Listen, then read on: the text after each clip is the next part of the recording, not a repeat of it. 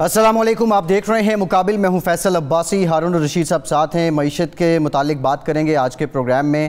تجارتی خسارہ 4 ارب ڈالر تک پہنچ چکا ہے اور یہ کیوں بڑھ رہا ہے؟ معاشی اشاریہ حکومتی جو کارکردگی کے دعوے ہیں اس کے برعکس کیوں ہیں؟ بلدیاتی نظام کو لے کے اس میں مجوزہ طور پہ کچھ تبدیلیاں سامنے آئی ہیں، اس سے متعلق بھی پروگرام میں بات کریں گے۔ عدلیہ میں جو ججز کا تقرر ہے اس کو لے کے وکلاء تنظیمیں احتجاج کر رہی ہیں، احتجاج کی وجہ کیا ہے، اس پر بھی آج کے پروگرام میں مفصل بات کریں گے اور افغانستان کی صورتحال بالخصوص پنجشیر سے متعلق آپ کو آگاہ کریں گے۔ ہارون صاحب، بہت سے معاملات ہیں، بہت سے کچھ سوالات ہیں، آپ سے ان پہ تبصرہ بھی لینا ہے، لیکن ایک پروگرام کے آغاز میں جو وزیر مملکت برائے پارلیمانی امور ہیں علی محمد خان صاحب، انہوں نے ہمارے ہی چینل پہ ایک پروگرام میں کیا فرمایا، ذرا دیکھیے۔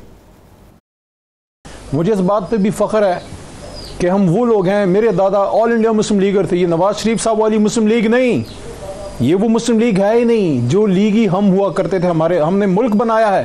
سن 40 میں جب قرارداد پاس ہو رہی تھی، عمران خان صاحب کے والد کرام اللہ نیازی ادھر ہی کھڑے تھے قرارداد لاہور پاس کرتے ہوئے جہاں میرے دادا پیر محمد خان کھڑے تھے۔ سن 47 میں جناح صاحب کے ساتھ، قائد اعظم کے ساتھ موومنٹ میں پھر جیل کاٹی دادا نے میرے۔ ہم نے ملک بنایا بھائی۔ یہ کب گرفتار ہوئے قائد اعظم رحمۃ اللہ علیہ ہارون صاحب؟ صرف ان کے دادا قائد اعظم کے ساتھ گرفتار نہیں ہوئے تھے، آپ کو ایک اور بات کا پتہ نہیں ہے کہ عکا کی جنگ کے بعد صلاح الدین نے جو چھاپہ مار جنگ لڑی تھی اور بیت المقدس کو آزاد کرایا تھا، اس میں بھی یہ شامل تھے۔ یہ وہ صاحب ہیں جنہوں نے ایک دفعہ کہا تھا ایک پروگرام میں کہ یہ جو کالا دھن ہے ہمیں اس کی ضرورت ہی نہیں، ہمیں بے ایمانی کے پیسے نہیں چاہیے۔ Then he was told کہ یہ جو کالا دھن ہے یہ 50% سے زیادہ ہے، ملک کی معیشت بالکل ہی ختم ہو جائے گی جو کچھ آپ کہہ رہے ہیں جی۔ پھر یہ خاموش ہو گیا۔ ان کے حلقے کے لوگوں نے اس کی مخالفت کی تھی کہ اس کو ٹکٹ دیا جائے۔ یہ باتیں بنانے والے لوگ ہیں، یہ کوئی کام کرنے والے کونسلر نہیں بن سکتے تھے۔ پھر وہ چونکہ ٹی وی پہ بہت آتے تھے، تباہ رواں رکھتے ہیں، تو یہ انہوں نے اپنا جو ہے ان کو ٹکٹ دے دیا جی۔ اور وہ تو پختونخوا میں تو تحریک انصاف پاپولر ہے، عمران خان پاپولر ہیں۔ اچھا، تو وہ یہ اپنا جو ہے یہ قائد اعظم کو گرفتار کرا دے۔ قائد اعظم تو کبھی گرفتار ہوئے ہی نہیں۔ اب ان کے دادا جو ہیں قائد اعظم کے ساتھ اگر گرفتار ہوئے تھے تو وہ بھی نہیں ہوئے جی۔ یہ ممکن ہے ان کے دادا گرفتار ہوئے ہیں، یہ میں نہیں کہہ رہا کیونکہ اس کا تو ہمیں پتہ ہی نہیں ہے معاملے کا، لیکن اگر یہ کہہ رہے ہیں ان کے ساتھ ہوئے تو پھر تو وہ ہوئے ہی نہیں۔ ٹھیک ہے ٹھیک ہے ہارون صاحب، کچھ اور بھی معاملات معیشت پہ مفصل بات کریں گے۔ ذرا چودھری نثار صاحب نے ایک انٹرویو دیا ہے اور پھر سے کچھ انہوں نے دبے لفظوں میں اپنی خواہشات کا اظہار کیا۔ چاہتے کیا ہیں چودھری نثار علی خان؟ اوہو، ایک ہی ڈیبیٹ ہے، وہ پی ٹی آئی میں شامل ہوں گے یا نہیں ہوں گے جی۔ میں آپ کو بتا رہا ہوں کہ ہوں گے۔ چودھری صاحب چاہتے یہ ہیں کہ اس کا چرچا نہ ہو، اس کا ذکر نہ ہو، شامل وہ ان کا بڑے ایگو کا مسئلہ ہے، یا آپ اس کو عزت نفس کر لیں جی، کہ وہ کہتے ہیں کہ جی وہ میں اگر اس وقت شامل ہوتا تو گالیاں پڑ رہی ہوتی نواز شریف کو، 25 سال میں اس کے ساتھ ایک دوسرے کو دونوں گالیاں دے رہے تھے جی، وہ کسی ایک کو نہیں مورد الزام ٹھہرے تھے، تو میں وہاں بیٹھا ہوتا تو میری پوزیشن خراب ہوتی، مجھ پہ حرف آتا، تو میں اس وجہ سے جو ہے۔ اور دوسری بات یہ ہے کہ میں مقتدر جماعت کا حصہ نہیں بننا، جو آدمی اقتدار میں ہو، میں ابن الوقت نہیں بننا چاہتا جی۔ تو جب پی ٹی آئی حکومت میں نہیں ہوگی، یعنی وہ نگران حکومت آئے گی، تو چودھری صاحب نہ صرف شامل ہوں گے، اپنے ساتھیوں سمیت شامل ہوں گے، اپنی پوری انرجی استعمال کریں گے۔ اور آپ کو یہ نہیں پتا کہ چودھری صاحب ایک زمانے میں عمران خان کے اتالیق بھی رہ چکے ہیں جی، اور یہ پہلی جماعت سے کلاس فیلو ہیں جی جی، دونوں ایک دوسرے کی عزت کرتے ہیں جی۔ آپ بھی عمران خان صاحب کے بڑے قریب رہے ہیں۔ عطا اللہ تارڑ صاحب ایک بات ان کے محل سے متعلق کر رہے ہیں، اس پر آئیں گے، لیکن اس سے پہلے یہ بتا دیں، بلاول صاحب ملتان تھے، پھر مظفر گڑھ، اور آج ڈی جی خان، کس مشن پر ہیں؟ اس مشن میں سرائیکی بیلٹ میں کسی طرح بریک تھرو ہو جائے، جہانگیر ترین گروپ سے بریک تھرو ہو جائے، حکومت مل جائے۔ یہ وہ خواب ہیں جو دن کی روشنی میں دیکھے جاتے ہیں۔ دیہی سندھ کے سوا پیپلز پارٹی کہیں پنپ نہیں سکتی، آزاد کشمیر میں پنپ ہے کچھ ان کی حیثیت۔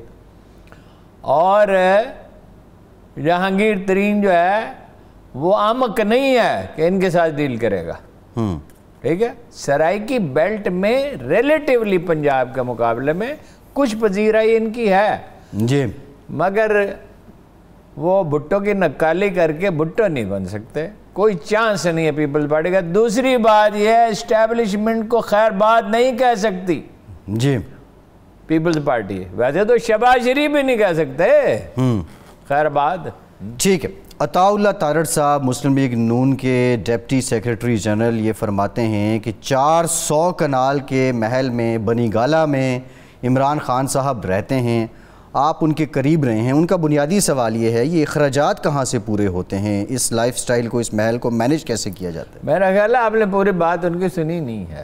انہوں نے کہا یہ جو سٹے ہوا ہے اس پہ 400 روپے کا یہ ڈسٹرکٹ کمرشل ڈسٹرکٹ پہ جو بن رہا تھا، یہ اپنے دوستوں کو وہ دے رہے تھے. جی، یہ اپنے دوستوں کو ایسے دے رہے تھے جیسے میں یہ پانی کی بوتل آپ کو دے دوں. بھائی ان کو اچھی طرح پتہ ہے کہ اس طرح نہیں ہوتا. وہ لیز ہوگی تو اس کو کوئی قانون بنے گا، اس میں کوئی نیلامی ہوگی وغیرہ ہوگی. وہ تو جو اسٹے ہوا تو بالکل ٹھیک ہوا. جی 400 کنال کا نہیں ہے. اگر یہی پراپیگنڈے کی رفتار رہی تو ایک دن آپ سنیں گے کہ عمران خان کا مال 31,000 ایکڑ پر محیط ہے. 280 کنال جگہ ہے، 4 کنال پہ وہ بنا ہوا ہے. جی، اس کے اخراجات وہ کیسے مینٹین کرتے ہیں وہ پوچھ لیں وہ ایف بی آر والوں سے، ان کی آمدن کیا ہے، اور وہ گوشوارے پیسے بھی داخل کرتے ہیں. جی، یہ مسئلہ صرف اس کے تارڑ کا نہیں. تارڑ ویسے نخوت اور نفرت کی جو انتہائی علامتیں ہیں نا، جو جیسے یہ ادھر فیاض الحسن چوہان ہے، یہ ان میں سے ایک ہے. یہ کلچر ہے الزام تراشی کرو. خواجہ اعظم نے تو کہا شوکت خانوں کے پیسے کھا لیے جاتے ہیں. شوکت خانوں کے پیسے کھا لیے جاتے ہوں تو عمران خان کے اقتدار میں آنے سے پہلے ہی اس کے عطیات جو ہیں وہ 10 گنا بڑھ چکے تھے. جی، جیسے عیدی کے، ٹھیک، جیسے اور اخوت کے. تو یہ ان چیزوں کا آدمی ان پہ کیا تبصرہ کرے. جی اچھا ہارون صاحب، ذرا معیشت کی بات کر لیتے ہیں. تجارتی خسارہ 4 ارب ڈالر تک ہو چکا ہے، اور جو معیشت دان ہیں ان کا یہ کہنا ہے یہ واپس جائے گا جو نواز شریف صاحب کے دور میں تھا.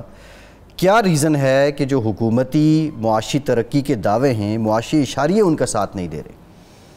نہیں، وہ تو بہت سی وجوہات ہے نا. ایک تو یہ ہے کہ کام کاج تو کوئی ہے نہیں. جی، پیداوار بڑھتی ہے نا، جب پیداوار بڑھتی ہے تب معیشت مستحکم ہوتی ہے. پیداوار کب بڑھتی ہے؟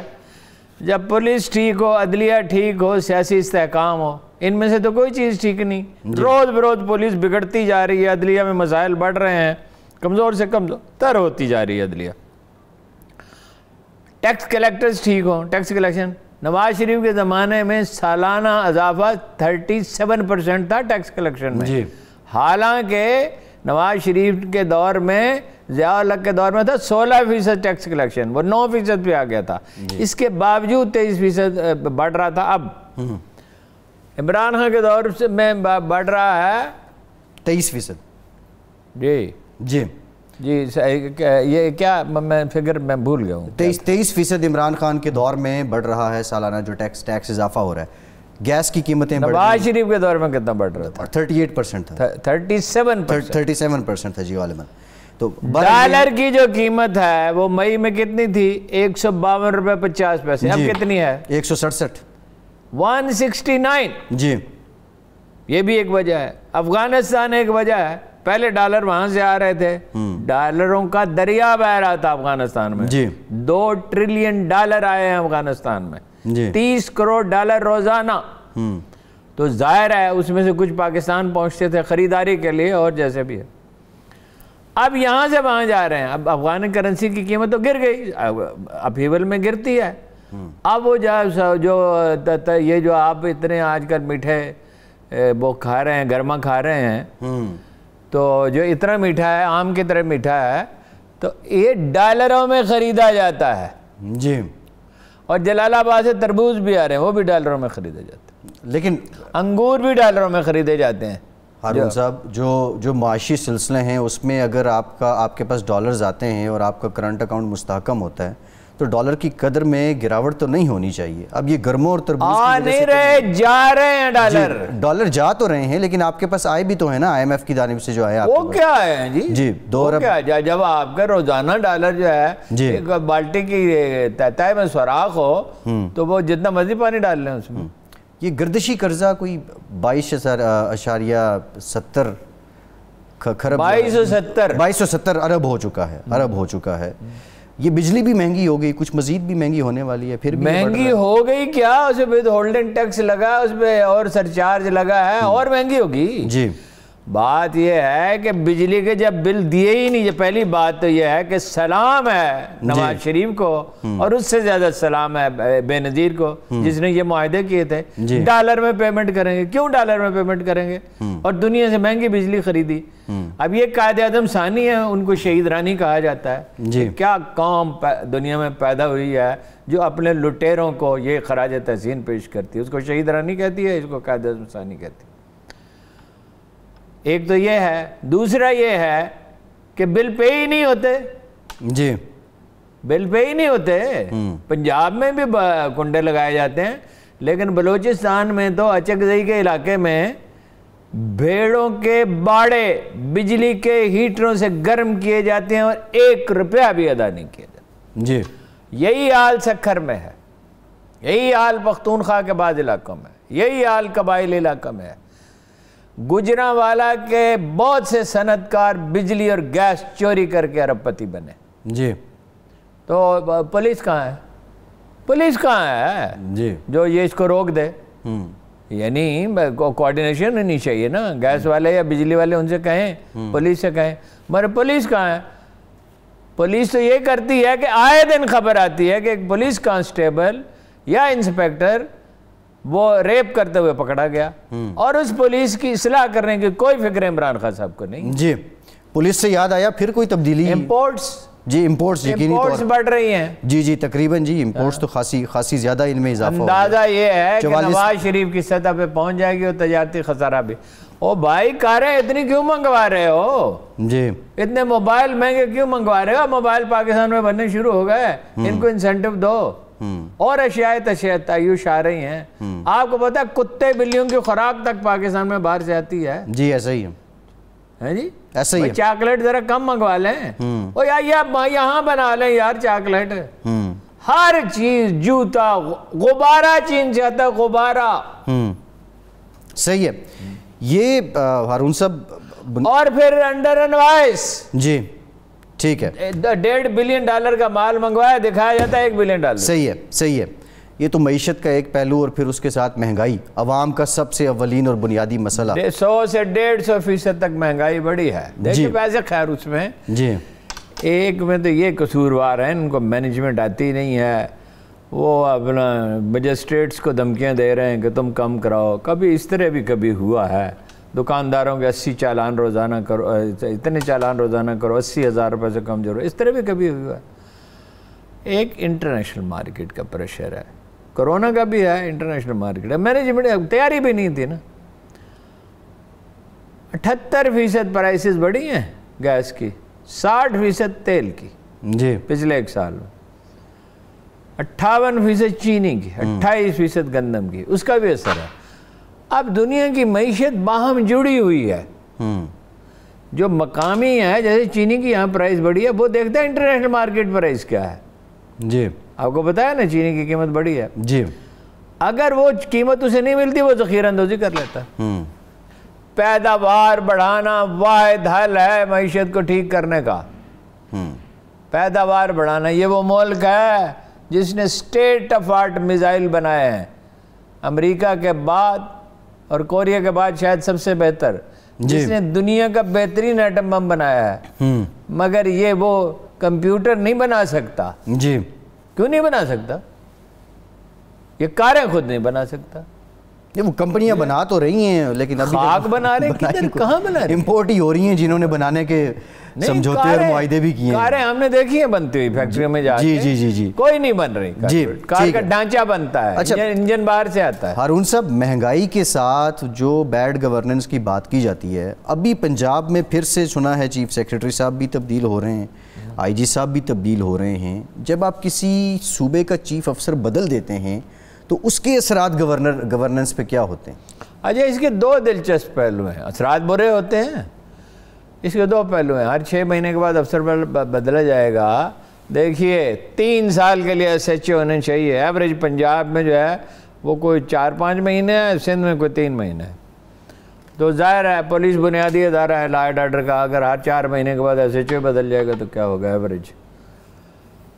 چیف سیکرٹری صاحب کا مسئلہ بڑا دلچسپ ہے, اور وہ بزدار صاحب کی ٹیم نے آج کل میڈیا میں بڑے متحرک ہیں, یہ تاثر دینے کی کوشش کی ہے کہ یہ بزدار صاحب کا فیصلہ. بعض لوگ تو یہ بھی کہہ رہے ہیں واقعی بزدار صاحب کو اختیار دے دیا ہے وزیر اعظم نے, لیکن زیادہ ریلائبل سورسز یہ کہہ رہے ہیں کہ اختیار نہیں دیا, یہ تاثر دے رہے ہیں, کھلی کچہریاں لگا رہے ہیں. بات بڑی تلخ ہے مگر اتنی ہی سچی ہے. جو آدمی ٹاؤن کمیٹی توسا نہ چلا سکا اس وہ عمران خان صاحب نے ہمارا وزیر اعلیٰ بھی بنا دیا, اور 4 سال سے اس کی پشت پناہی بھی کر رہے ہیں, اور پریکٹیکلی یہ کہہ رہے ہیں کہ تم 23 کروڑ احمق, میں تنہا عقل مند آدمی ہوں. عثمان بزدار جیسے لوگ بھی کبھی وزیر اعلیٰ ہوتے ہیں دنیا میں کہیں, اور پھر ان کے آئی جی, پھر ان کے چیف سیکرٹری, ان میں کبھی کوئین ہو سکتا ہی نہیں ہے. جی یہ وہ کیا نام ہے طاہر خورشید, وہ کل پھر بیٹھے ہوئے تھے, جی مشورے دے رہے تھے. ایک صاحب کی ملاقات بھی کرائی انہوں نے آئی جی لگوانے کے لیے اس کو. اس طرح ملک چلتے ہیں. نہیں یہ کوئی حکمت عملی کے تحت ہوتا ہے کہ 6 مہینے کے بعد افسر بدل دو؟ کیا عجیب سوال آپ نے کیا ہے. یہ حماقت کے تحت ہوتا ہے. حکمت عملی کیا ہوتی ہے؟ سیاسی حکمت عملی. کوئی افسر کون سی سیاسی حکمت عملی؟ کوئی افسر قابو میں نہ آ رہا ہو. نہیں, اچھا مطلب یہ ہے کہ ہر روز اینکر بدل جائے, اس کو آپ حکمت عملی کہیں گے؟ ہر 2 مہینے کے بعد اینکر بدل دیا جائے. جی پھر آپ یہ مجھ سے پوچھیں گے کہ یہ حکمت عملی کے تحت ہو رہا ہے. ٹھیک ہے. اچھا ایک بریک لیتے ہیں ہارون صاحب. بریک کے بعد جب واپس آئیں گے تو بلدیات کا ذکر کریں گے, بلدیاتی نظام سے متعلق ذرا مفصل بات کریں گے. ہمارے ساتھ رہیے.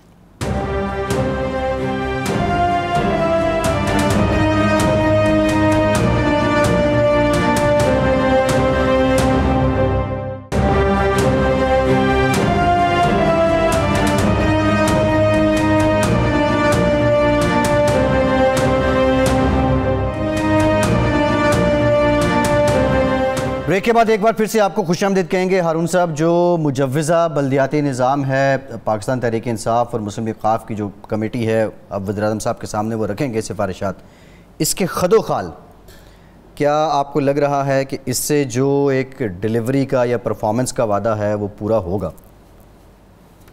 ابھی تک کوئی چیز پوری ہوئی ہے سوائے کرونا کے خلاف اچھی جنگ لڑی اور یہ ہیلتھ کارڈ جاری کیے ہیں, اور وہ کچھ ثانیہ نشتر نے اچھا کام کیا. ابھی تک کوئی کام ہوا ہے جو اب ہو جائے گا.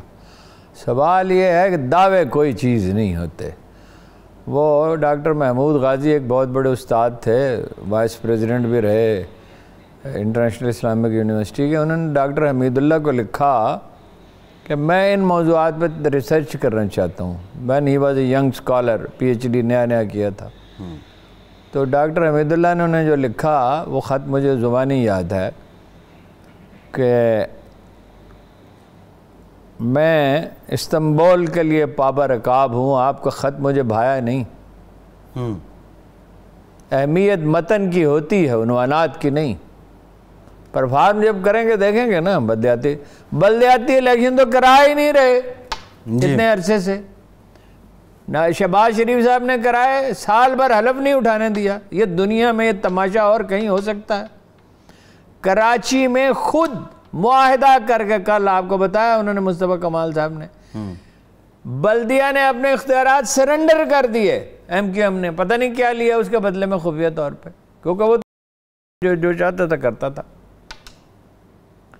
بات یہ ہے کہ 2 سال پہلے ایک مسودہ قانون انہوں نے بنایا, اب پھر اس میں تبدیلیاں کر رہے ہیں.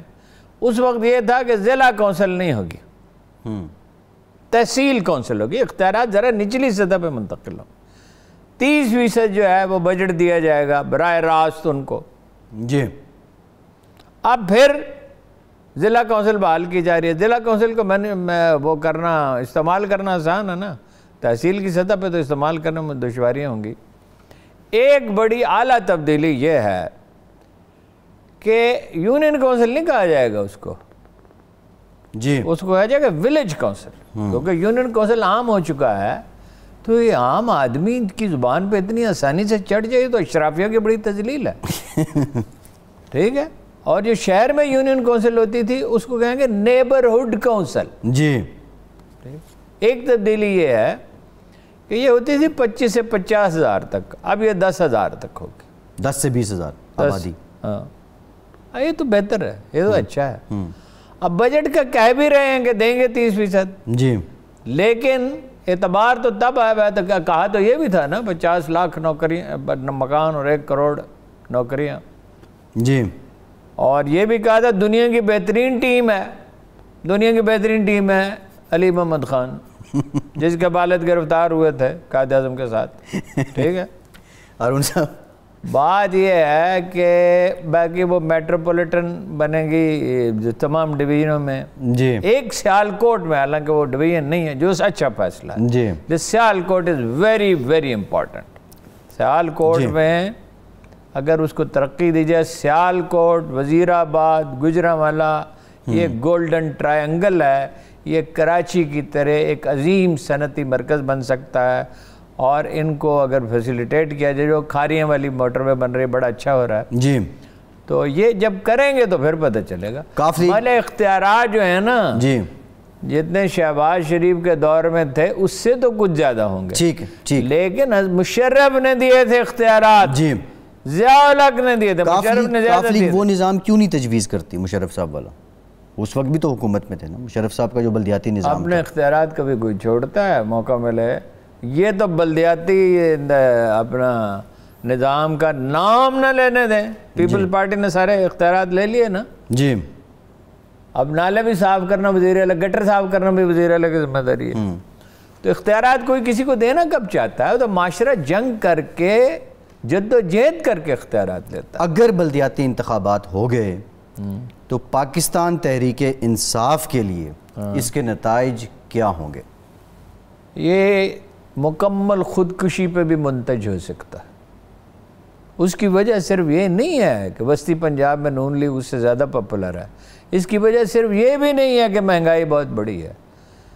اس کی وجہ یہ ہے کہ تحریک انصاف کے لوگوں میں طاقت اور انرجی بڑی ہے, اور وہ اتنی زیادہ ہے کہ وہ مخالفین سے لڑنے کے علاوہ ایک دوسرے سے لڑتے ہیں.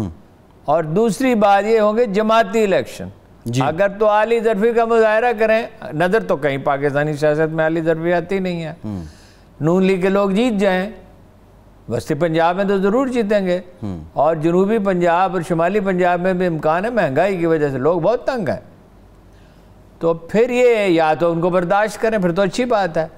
لیکن دوسری طرف یہ بھی ہے کہ فرض کیجئے یہ برداشت ہی کر لیں, فرض کیجئے. جی.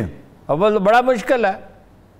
جس پارٹی میں فیاض حسن چوہان جیسے ترجمان پائے جاتے ہوں تو بڑا مشکل ہے کہ وہ اتنی عالی ظرفی کا مظاہرہ کرے. فرض کیجئے کر ہی لے, ادھر اعظم تارڑ نہیں پائے جاتے, وہ کہیں گے حکومت ختم کرو. نہیں جی, بس ہم نے جو بلدیاتی الیکشن جیت لیے ہیں, عوام نے فیصلہ دے دیا ہے. عوام نے فیصلہ دے دیا ہے. روز عوام جو ہے شام کو 7 بجے سے 11 بجے تک فیصلے دے دیتے ہیں, فیصلے دیتے ہیں, اس کی اطلاع دیتے ہیں اعظم تارڑ کو یا فیاض حسن چوہان کو. جی. اور کسی کو نہیں ہوتی اطلاع اس کی. یہ بلدیاتی انتخابات ہم نے تو جتنا ہی وٹنس کیا ہے اس کے مطابق وہ عدالتی دباؤ کے بعد ہی کہیں نہ کہیں جاتا ہے. اور اختیارات خود کون کرنا دینا چاہتا ہے. جی. لیکن اقتدار کے مزاج میں مرکزیت ہوتی ہے. جی. فیصلہ سازی جو ہے وہ جناب علی کرم اللہ وجہ کا بہتر کر رہے تھے. فیصلہ سازی کیا مطلب, ان کا کیا مرتبہ تھا؟ یعنی آپ ان کے اوصاف گنوانا شروع کریں, اس کے لیے ایک پروگرام چاہیے. ایک پروگرام بھی کافی نہیں ہے. یا جناب امیر معاویہ, یہ جو انحراف ہوتا ہے, اقتدار جو ہے وہ ایک ہاتھ میں سمٹنا چاہتا ہے, اقتدار کی نفسیات ہے. جد و جہد سے اس کو نیچے تک منتقل کیا جاتا ہے. جی.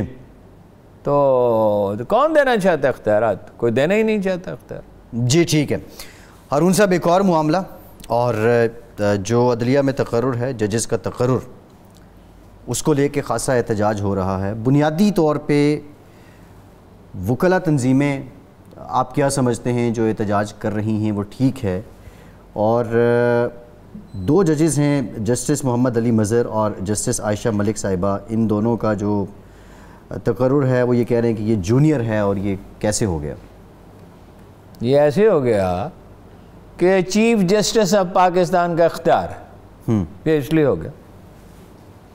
لیفٹیننٹ جنرل کا تقرر چیف آف آرمی اسٹاف کرتا ہے، آبویسلی مشورہ کرتا ہے، فائلیں بنتی ہیں، ریکارڈ ہوتا ہے، ڈسکشنز ہوتی ہیں، فائنلی وہ ایک کاغذ پہ لکھ دیتا ہے.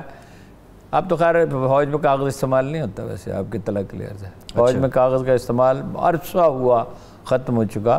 سول والے بھی چاہتے تو ختم کر سکتے تھے، کمپیوٹر پہ ہوتا ہے سارا کام. جی تو بس وہ جو وہ کہہ دیتا ہے وہ ہوتا مشورے سے ہے، مطلب یہ اس میں ہو سکتا ہے کہ کچھ زیادتی بھی ہو جاتی ہو، لیکن بہرحال وہ اختیار اسی کا. اسی طرح چیف جسٹس آف پاکستان کو آئین یہ اختیار دیتا ہے. جوڈیشل کونسل کا اجلاس ہوتا ہے، اس میں 4 چیف جسٹس بھی ہوتے ہیں، اس میں اٹارنی جنرل بھی ہوتے ہیں، اس میں اور لوگ بھی ہوتے ہیں. وکیل یہ کہتے ہیں کہ بے شک آئین اختیار دیتا ہے، مگر ہم تکڑے ہیں. جسٹس کھوسک نے تیز رفتار عدالتیں بنائیں، جی ایک مہینے میں قتل کے فیصلے ہونے لگے. وکیل بڑے پریشان ہو گئے، بھائی لوگوں کو انصاف مل رہا ہے، جی ہمارے ہوتے ہوئے لوگوں کو انصاف مل رہا ہے. یہ وہی وکیل ہے نا جنہوں نے ہسپتال پہ حملہ کیا اور آکسیجن لگی ہوئی تھی، جن میری طرف دیکھیے نا کاغذوں کو کیا دیکھ رہے ہیں. جی وہ جو ہسپتال میں مریضوں کو آکسیجن لگی ہوئی تھی اس کو نوچ لیا. یہ ہے وکیل گردی. اس کے 3 عوامل ہیں. ایک جسٹس افتخار چودھری نے فیصلہ کیا کہ ایک تو جب تک میں چیف جسٹس رہوں گا اس ملک میں امن نہیں ہونے دوں گا. دوسرا یہ ہے، حالانکہ عدلیہ تحریک سے وہ بحال ہوئے تھے، ان پہ زیادہ اخلاقی ذمہ داری تھی. جی دوسرا یہ ہے، وکیلوں نے فیصلہ کیا کہ ہم نے اپنی طاقت سے یہ فیصلہ کرایا ہے، تو اب طاقت سے ہی فیصلہ ہوگا. انصاف اور قانون کوئی چیز نہیں. وکیل اس ملک میں قانون کا سب سے بڑا دشمن جاگیردار سمجھا جاتا تھا، اب وکیل اس سے کم نہیں ہے قانون توڑنے میں. بھائی چیف جسٹس کچھ اچھا تیسرا فیکٹر بھی ہے، کچھ اخبار نویس ہیں جی جو بارگاہ عالیہ میں پیش ہوتے تھے چیف جسٹس کے، جی ایک کے بھی دوسرے کے بھی تعلقات تھے. اب وہ الگ اپنے قصے کہانیاں سنا رہے ہیں، وہ کچھ ہمارے سامنے ہیروز پیش کر رہے ہیں کہ یہ جو آدمی ہے یہ تو ابراہم لنکن سے بھی بڑا ہے. جناب والا سینئر ججوں میں ایسے بھی ہیں جو 2 سال گزر گئے، ایک فیصلہ بھی نہیں لکھا. جی جسٹس جنرل کیانی ملنے کے لیے گئے نواز شریف سے، نواز شریف نے حلف ابھی نہیں اٹھایا تھا، مگر وہ جا رہے تھے، ریٹائر ہو رہے تھے، تو جا کے ان کو بریفنگ، ان کا فرض تھا کہ بریفنگ، انہوں نے محسوس کیا میرا فرض ہے میں بریفنگ دوں. جی تو انہوں نے کہا کہ جنرل صاحب کس کو بنانا چاہیے چیف آف آرمی اسٹاف؟ وہ تو جا رہے تھے نا، وہ تو ریٹائر ہو رہے تھے نا. تو انہوں نے کہا آپ فیصلہ تو آپ کو کرنا ہے. انہوں نے کہا میرا خیال ہے سینیریٹی پر. ہی سیڈ کہ میری گزارش یہ ہے کہ سینیریٹی اور میرٹ بوتھ، ایک آدمی سینئر ہو سکتا ہے لیکن ضروری نہیں ہے کہ وہ زیادہ لائق بھی ہو. پھر کس کو بنایا انہوں نے؟ راحیل شریف صاحب. وہ سینئر تھے؟ نہیں. وہ کیوں بنے تھے؟ سینیورٹی اور میرٹ. نہیں، سینیورٹی اور میرٹ پہ نہیں بنے تھے، وہ اس لیے بنے تھے کہ ان کی بیگم صاحبہ اور نواز شریف صاحب کی بیگم صاحبہ میں سلام دعا تھی. اچھا، وکیل جو کہہ رہے ہیں وہ سینیورٹی کو بیس بنا رہے ہیں، وہ کہہ رہے ہیں جو سینئر ہے اس کا رائٹ ہے. یہ وہ آئین کیا کہہ رہا ہے؟ آئین کیا کہتا ہے؟ جی آئین کیا کہتا ہے؟ اس میں ایک اور پارلیمانی کمیٹی کا اس میں رول کیا ہے اور وہ کر کیا رہی؟ کچھ بھی نہیں ہے. پارلیمانی کمیٹی تو ایک عجیب و غریبی کام کر رہی ہے. پارلیمانی کمیٹی میں یہ محمد علی بھی شامل ہے. جی فاروق علی محمد خان. جی فاروق نائک بھی ہیں. اب عمران خان کو چاہیے اعلان کر دیں میرے بعد یہ وزیر اعظم ہوگا. کوئی لیاقت میں یہ کسی سے کام نہیں ہے. فاروق نائک عظیم الشان، پارلیمانی تاریخ کا سب سے زیادہ چمکتا ہوا ستارہ پرویز اشرف، اعظم تارڑ، رانا ثناء اللہ مدد اللہ العالی، سرفراز بھگٹی، آئین میں سرفراز بھگٹی. وہ آئین میں ترمیم کر رہے ہیں کہ سینئر موسٹ جو ہے وہی ہوگا. اور جج جو ہے ہائی کورٹ کا 62 سال کی عمر میں ریٹائر ہوتا تھا، وہ 65 سال کی عمر میں ہوگا. جی تاکہ اگر ان میں سے کوئی نالائق بھی تو ہوتے ہیں نا، جج بھی ڈاکٹروں کی طرح، انجینئروں کی طرح، جرنیلوں کی طرح نالائق بھی تو ہو سکتے ہیں، یا کم قابلیت کے ہو سکتے ہیں، تو وہ 3 سال مزید مسلط رہے۔ اب دلیل کیا دی جا رہی ہے؟ دلیل یہ ہے کہ جو جب ہائی کورٹ کا جج بن گیا اور سینئر بھی ہو گیا تو وہ اس کو سینیرٹی کی بنیاد پہ ہونا چاہیے۔ بات تو سن لیں نا، پارلیمانی پارٹی کا تو کارنامہ آپ کو بتا دیا نا، اس کو چھوڑ دیں۔ بات یہ ہے کبھی اس ملک میں جسٹس کارنیلیس ہوا کرتے تھے، جی ٹھیک ہے، جسٹس رستم کیانی تھے، جن کا نام اس طرح ادب سے لیا لوگ لیتے تھے جیسے ماں باپ کا نام ادب سے لیتے، جی اپنے باپ دادا کا نام ادب سے لیتے ہیں، ٹھیک ہے۔ وہ لوگ کہاں سے آئے تھے آپ کو پتا؟ وہ نہ وکیل تھے، نہ وہ جج بھرتی ہوئے تھے، وہ سول سروس سے آئے تھے۔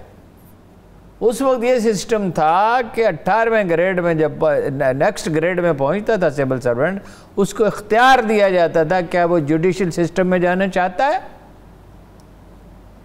Justice Rustam Kayani was one of them, the most respected general judge in the history of Pakistan. Justice Cornelius,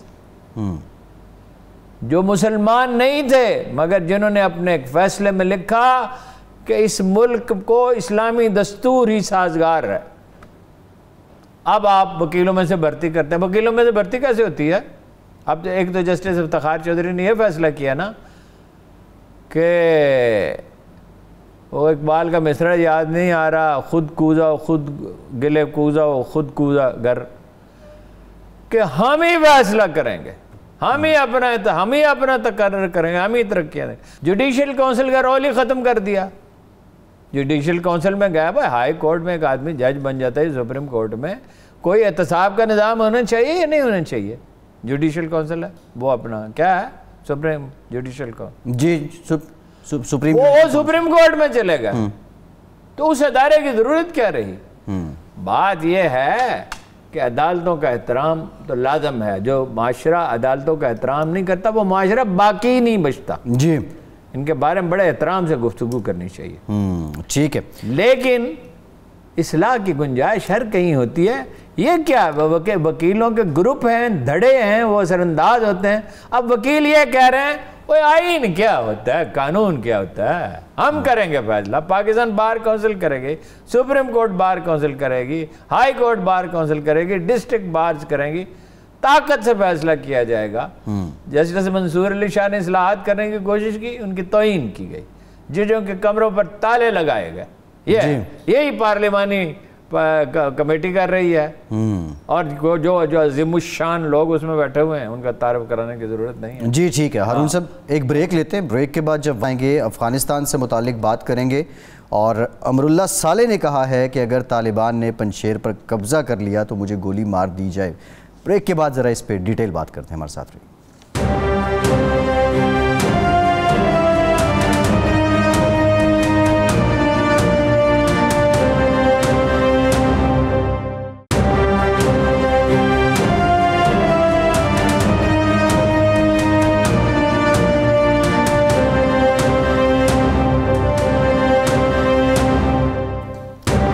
break کے بعد ایک بار پھر سے پروگرام میں آپ کو خوش آمدید کہیں گے۔ ہارون صاحب، امراللہ صالح نے کہا ہے کہ اگر پنجشیر پہ قبضہ ہو گیا تو مجھے گولی مار دی جائے۔ کیا اچھی تجویز پیش کی، شہادت کے مرتبے پہ فائز ہو جائے گا، اپنے انجام کو بھی پہنچ جائے گا، امن بھی قائم ہو جائے گا۔ صورتحال کیا ہے پنجشیر کی؟ پنجشیر میں دوپہر میں تو صورتحال یہ تھی کہ کوئی دعوے کی بات ہو رہی تھی کہ بھائی وہ لڑائی ہو رہی ہے اور صورتحال خراب ہے اور کچھ زیادہ علاقے پہ تو قبضہ ہو گیا، کچھ کا نہیں ہوا۔ مگر شام کو عرب ذرائع جو الجزیرہ خاص طور پہ جسے ہم اہمیت دیتے ہیں کہ کوریج بہت اچھی، سب سے اچھی کوریج الجزیرہ کی ہو رہی۔ عرب ذرائع ابلاغ کے پاس چونکہ سرمایہ بھی ہے اور انٹرسٹ بھی ہے اس میں، پاکستان میں انٹرسٹ تو ہے مگر اتنے وسائل نہیں ہیں۔ انہوں نے کہا جی کہ بازارک جو ہیڈ کوارٹر ہے اس میں وہ داخل ہو گئے۔ اب وہ ویڈیو بھی نشر کر رہے ہیں، مولوی صاحبان اب بڑے ماڈرن ہو گئے ہیں، تصویریں بھیج رہے ہیں، کہیں نہر کے کنارے بیٹھے ہیں، کہیں کسی ذیلی ہیڈ کوارٹر میں بیٹھے ہیں۔ تو پنشیر جو ہے وہ اس میں مذاکرات اصل میں شروع ہوئے، مولوی فصیح الدین ملا فصیح الدین تھے ان کے، قاری فصیح الدین، تاجک ہیں مگر طالبان کے ساتھ، جی، ان کے احمد شاہ مسعود کے فرزند ارجمند کے ساتھ۔ وہ تو مذاکرات اس لیے ٹوٹ گئے کہ وہ خصوصی اختیارات مانگ رہے تھے، یعنی بالکل وہی کام جو صوفی محمد نے کیا تھا کہ ہمارے ہاں الگ نظام ہوگا سوات میں۔ جب وہ نظام مان لیا گیا تھا، ڈو یو ریممبر؟ جی انہوں نے کہا میں اب میرے اور مطالبات، میں پارلیمنٹ کو نہیں مانتا، میں بینکوں کو نہیں مانتا، میں سپریم کورٹ کو نہیں مانتا، میں فلاں چیز کو نہیں مانتا۔ پھر اس کے بعد کیا ہونا تھا؟ جی، اصل میں یہ ہوتا ہی نہیں ہے کہ 34 صوبے ہیں تو ایک صوبے کا جو نظام ہے وہ الگ ہو، یہ کیسے ہو سکتا ہے؟ جی، جو بھی نظام ہوگا وہ الگ اختیارات چاہیے، زیادہ اختیارات چاہیے۔ انہوں نے کہا نہیں ہو سکتا، چنانچہ ٹوٹ گیا۔ بہرحال اب وہ طالبان کا قبضہ جو ہے وہ یقینی ہے، اس لیے کہ وہ امراللہ صالح دنیا سے کہہ رہا تھا ہماری مدد کرو۔ احمد شاہ مسعود کا بیٹا CIA کے لیے کام کر رہا تھا، یہ وہی شمالی اتحاد ہے جو امریکہ کی مدد سے کابل پہ چڑھ دوڑا تھا، اور طالبان کے ظرف کو داد دیں، اگرچہ عملی مظاہرہ ہم نے اس کا دیکھنا ہے کہ وہ اب پنشیر میں بھی کہہ رہے ہیں باقی جگہوں کی طرح کہ پہاڑوں پہ نہ چڑھو، جنگ نہ کرو، سب کو معافی ہے، جو ہم سے لڑے انہیں بھی معافی ہے۔ جی، اس کے باوجود امراللہ صالح دنیا سے کہتا ہے کہ ہماری مدد کرو۔ کس چیز کے لیے مدد کرو؟ یہاں تم شاید اور دودھ کی نہریں کھود رہے ہو، خلق خدا کی خدمت کر رہے ہو، اپنے ملک کو فساد کیا، اس کی بلکنائزیشن چاہتے ہو، اس کے حصے بکھرے چاہتے ہو۔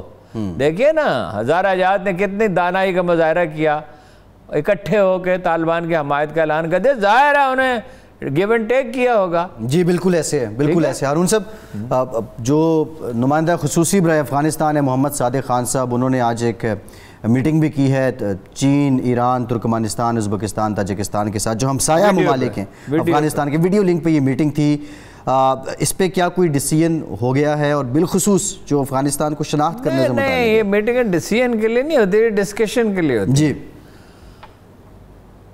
افغانستان، تاجکستان، ترکمانستان، چین اور قازقستان، یہ دیکھیں نا یہ سرحدی ممالک ہیں، وہاں فساد ہوتا ہے افغانستان میں تو وہ فساد باہر پھیلے گا۔ جی، اقبال کتنا بڑا آدمی تھا جس نے آج سے 100 سال پہلے کہا تھا، 100 سال پہلے، از فساد او فساد آسیا، از کشاد او کشاد آسیا۔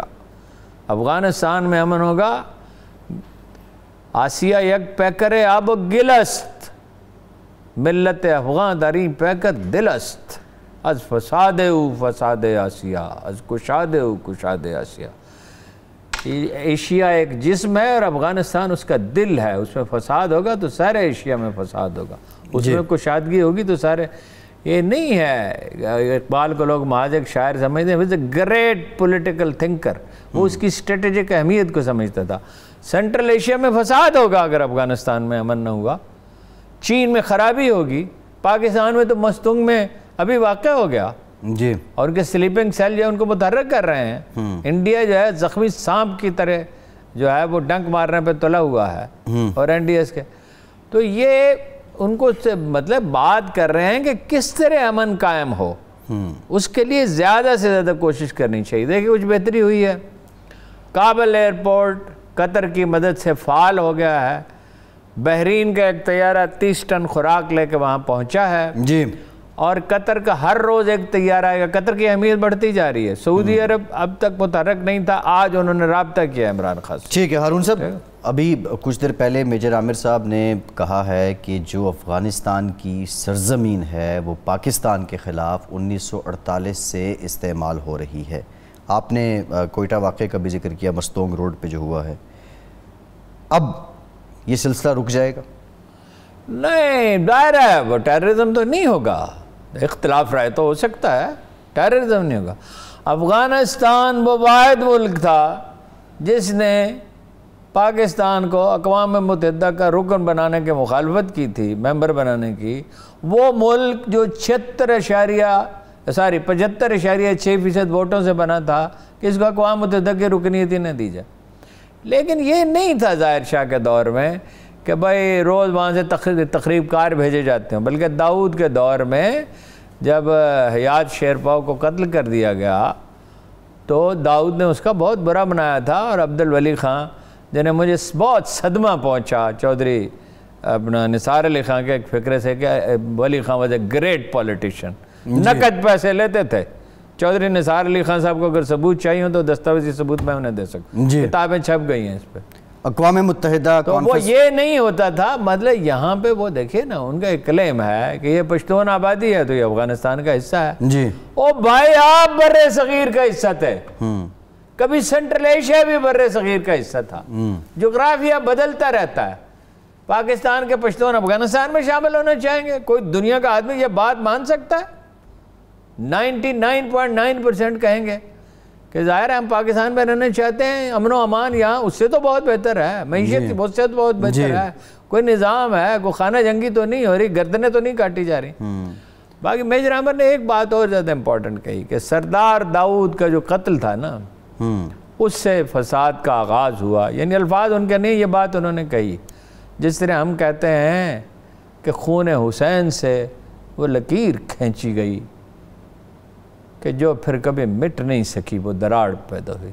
سردار داؤد کا قتل وہ احمقانہ قدم تھا جو روسیوں نے کیا، اور اس کے بعد پھر اتنی عقل مندی کا مظاہرہ امریکیوں نے کیا۔ وہ یہاں کمیونزم نافذ کرنے آئے تھے قدیم قبائلی معاشرے میں، اور یہ جمہوریت نافذ کرنے کے لیے آئے تھے قبائلی معاشرے میں۔ جی ٹھیک ہے ہارون صاحب، پروگرام کا وقت ختم ہو گیا ہے، بہت شکریہ آپ کا، آج کے پروگرام سے اتنا ہی۔